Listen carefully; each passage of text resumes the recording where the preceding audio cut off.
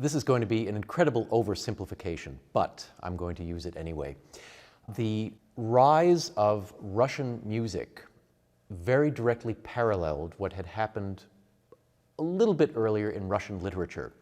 Just as Pushkin came along and really established this Russian feeling to literature, and he was followed in a somewhat later way by Gogol, Tolstoy, Dostoevsky, so Mikhail Glinka came along and was the musical equivalent of Pushkin. He really established a Russian musical identity after years of Russian composers essentially aping Italian, German, French models.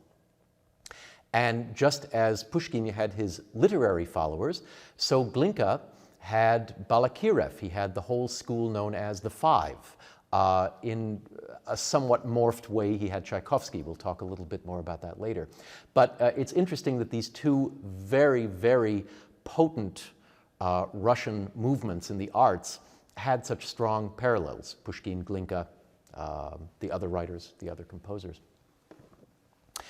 The establishment of the Five was the result of the Russian music critic Stasov deciding that these composers, who really needed to be pushed into the public's consciousness with a little bit of spinning, as in Spin Doctor, so he coined them the Mighty Five, or the Mighty Handful. And thus, these five men who had started to get together to try to learn about music from the ground up, and at the same time infuse classical music with a wholly Russian personality, suddenly had this great send-off, thanks to Stasov's moniker. The five composers were Balakirev, Cui, Borodin, Mussorgsky, and Rimsky-Korsakov. Balakirev was really the one who spearheaded the movement. He was the one who gathered these somewhat younger men around him and said, let's get together, let's learn the essentials of composition. They used to go to Balakirev's apartment. They would read through Beethoven and Brahms' symphonies, forehand style, and look at how these composers had written for the flutes, for the French horns, for the violas. And then they would take their desire to conceive a wholly Russian music based on Russian folk songs, dances, rhythms of speech, and they would fuse that with what they had learned about the techniques of composition. What resulted was glorious, and in this concert we're going to be celebrating the works of these five very different and all incredibly Russian composers. I said a little while ago we talk about Tchaikovsky because there too is a parallel between the music and the literature of Russia. Just as some of the hardcore Russian writers tended to somewhat dismiss Turgenev because they felt that his novellas and full-length novels were a little too influenced by the French and German writers of the day. So the Russian nationalists tended to dismiss Tchaikovsky because they felt that he was too influenced by Schumann, by Berlioz, and maybe, even though he would have hated to admit it, a little bit by Brahms as well. The only time that they really wholeheartedly embraced a work of Tchaikovsky was his Second Symphony, which was all based on Ukrainian folk themes. In fact, it's sometimes known as the Little Russian or the Ukrainian Symphony. But outside of that, they disapproved of what he was doing, even though I think what he wrote was no less Russian than what they were creating. Different accent, same point of origin. One of the pieces that we're going to be featuring on this concert is a work by Balakirev, whose works are not often encountered in the concert hall. We tend to think of him as the head of the five, but we don't listen to his music very much. And we're going to be opening with work that he called Overture on 3 Russian Themes. He took 3 Russian folk songs and fused them, combined them in a very effective orchestral overture. One of the themes is going to be very, very familiar to concert goers.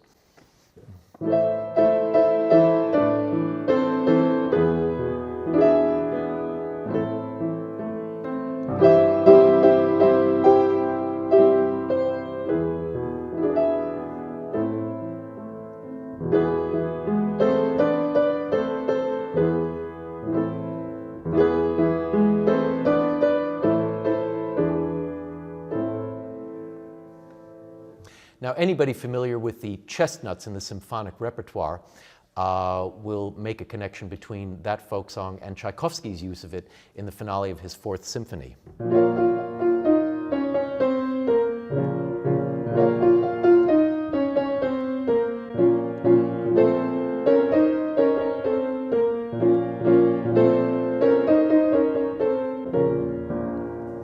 Well, this is one of the three themes that Balakirev uses in his overture. As a matter of fact, he starts out with it, although he teases us. He only uses the first four notes. And he leaves it at that for a while. And he just develops these four notes for a while, like a kind of a waltz that suddenly has the needle lifted off the LP. But eventually he does make good on his promise of this folk tune and gives it to a wide variety of different instrumental choirs. The first one to get it is the clarinet.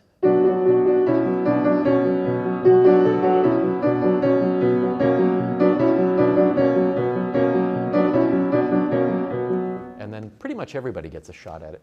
So here's Balakirev using a theme that virtually all of us know from another very famous work. I think Balakirev actually got hold of it first. So who knows? Maybe Tchaikovsky heard this piece and decided he was going to try to do Balakirev one better.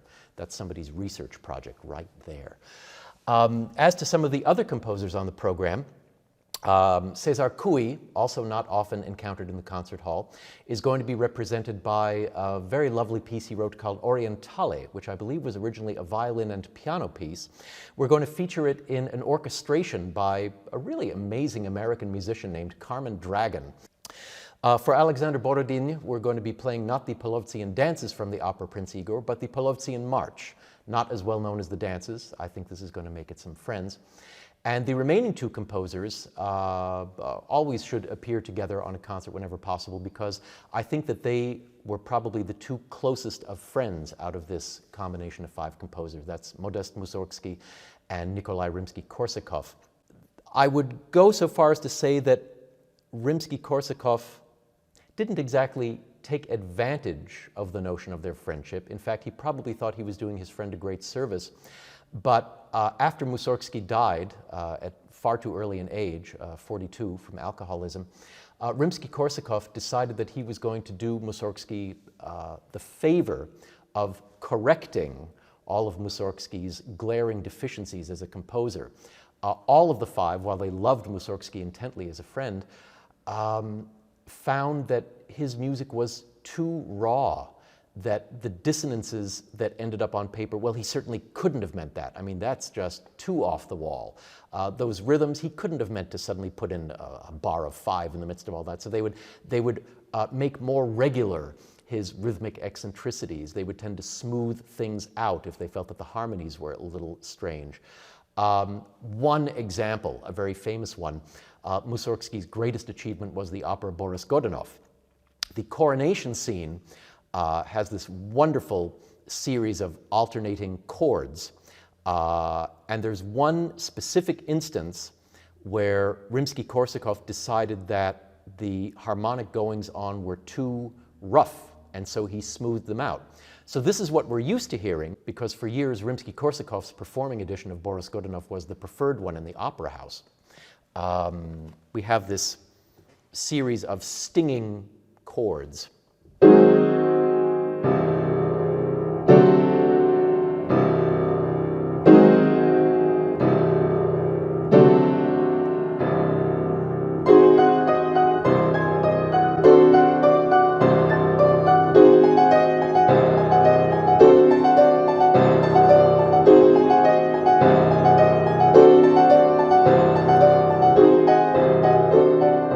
So that's pretty wild.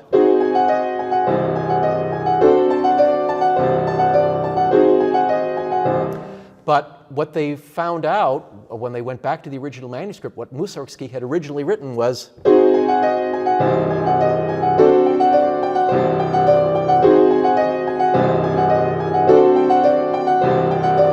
I mean that. Yes, it goes by in a blip, but it's certainly not as consonant as, you know. Yeah. And that's the way Mussorgsky thought. His motto was truth before beauty. And if you look for it, there's a wonderful volume of correspondence between him and Rimsky-Korsakov, where they were always talking about the works that they had currently in production, and they would talk about the problems that they faced in terms of composing them. And there's one marvelous exchange where Rimsky-Korsakov, I don't remember the exact musical problem he was citing, but he essentially said something like, I faced a kind of an impasse in this piece I was writing because I had to go from C major to A flat minor. And obviously I couldn't just go. So what I did was I came up with a bridge passage where I da, da, da, da, da, da. And he came up with a series of 4 or 5 bars that paved the way harmonically so that he would eventually end up here. And Mussorgsky wrote him back a letter which essentially said, you stupid ass, if you want to go from here to here, then just go from here to here. So what if you shake the audience up? Shake them up. Make them go, ugh. He said, that's your duty as a composer. If that's what you mean, then do it.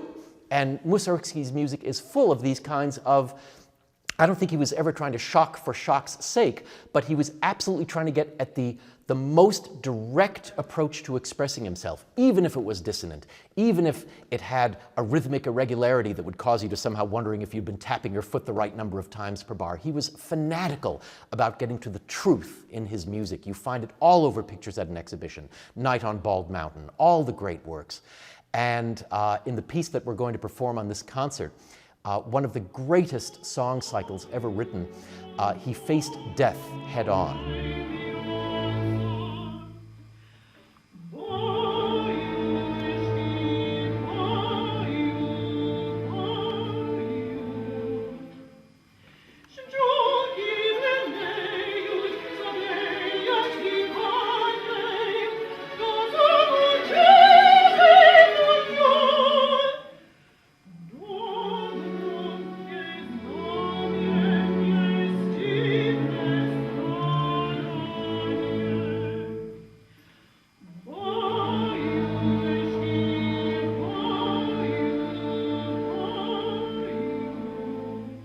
Songs and Dances of Death is an extraordinary song cycle in which, unlike some of the more philosophical German songs where death is sometimes encountered as a compassionate friend, the one who comes along to end all suffering, in all of these 4 songs, death is a grasping, wheedling, malevolent force that takes full advantage of the weak and absolutely yanks them into his domain mercilessly. Mussorgsky meets death head on with the same unrelenting passion that he faced the problem of delivering a consistent musical truth.